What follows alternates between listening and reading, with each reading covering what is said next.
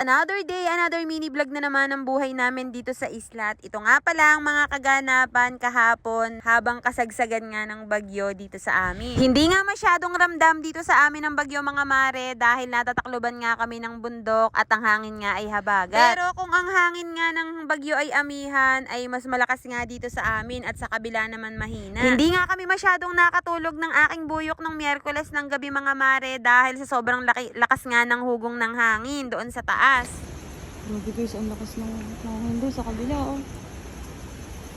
Narinig nila. Ayun, oh. Aray. Makalakas ng habagat niyan, oh.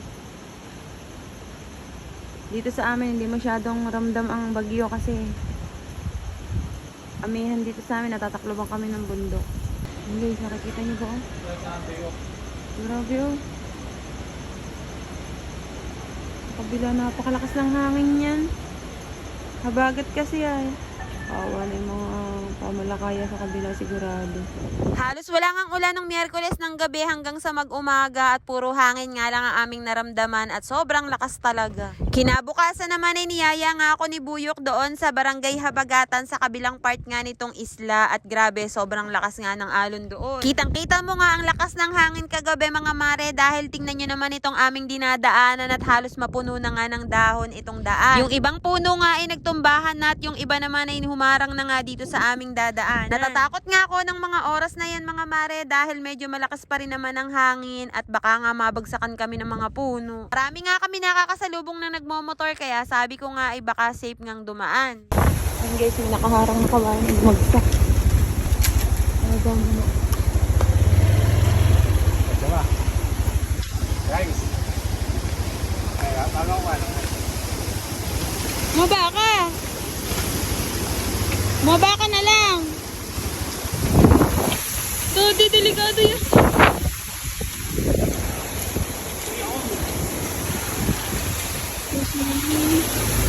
Tatakot ako ko. Guys, update. Huwag ka mga wire.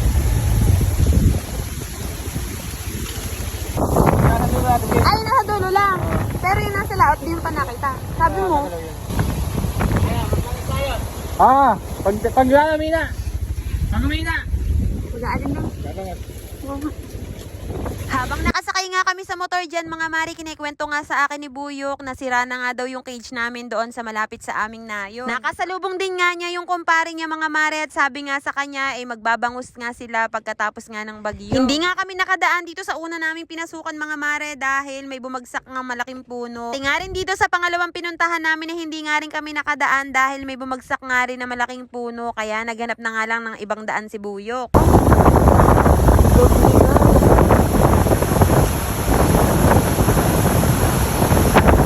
Tawa ng mga fish pan. Tira ang mga fish pan.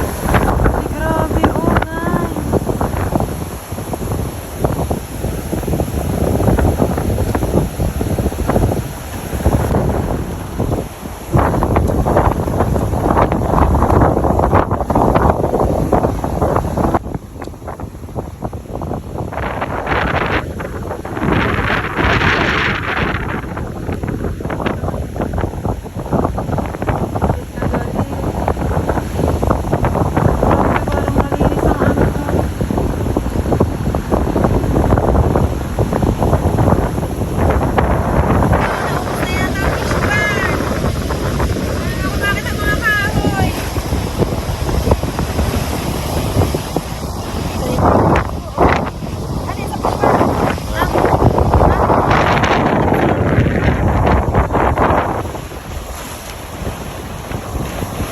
Wala na nga kami makitang tulos ni Buyok doon sa laot mga mare dahil sa lalaki nga ng alon at natatakloban na nga ang mga fish pen. Wala na nga rin ang mga water lily sa harapan ng aming nayon mga mare kaya ayan at nakakaduong na nga ang mga bangka. Nabukasan naman mga mare ay maagang ang gumising si Buyok at ang kanyang kumpare para manghuli nga ng bangus. Kitang-kita nga namin sila dito mula dito sa bahay ng aking in-laws kaya ayan at nakunan ko nga sila ng video. Kapag nga ganitong malakas ang bagyo ay nagkakasira nga ang mga fish pen kaya nakakawala nga ang mga isda lalo lalong-lalo na nga ang mga bangus. Ito nga lang ang huli nila mga mare dahil saglit nga lang sila kumalat ng kanyang kumpare, kaya ayan at may pang-ulam na nga kami sa hapunan. Ang tawagin nga dito sa amin kapag katapos nga ng bagyo ay may bangus festival nga daw, pero nakakaawa rin naman yung mga may-ari ng mga fishpenan eh. Pero kagaya nga ng sinabi sa akin ni Buyok ay kasama nga daw yun sa laban ng buhay, kaya bawi na nga lang next time. Inihaw at sinigang na bangus nga ang ginawa naming luto dito sa daladala nga ni Buyok, at yan nga at nagkainan na nga rin kami. Wala pa nga rin kuryente at napakalakas pa nga ng ulan, kaya ayan at bang-aga nga namin naghapunan. So yun na nga mga mare, update na lang ako sa susunod na mangyayari dito sa amin, at kung nagustuhan nyo nga ang video na to ay baka naman papindot ng follow button para palagi nga kayong updated sa aming mga susunod na video.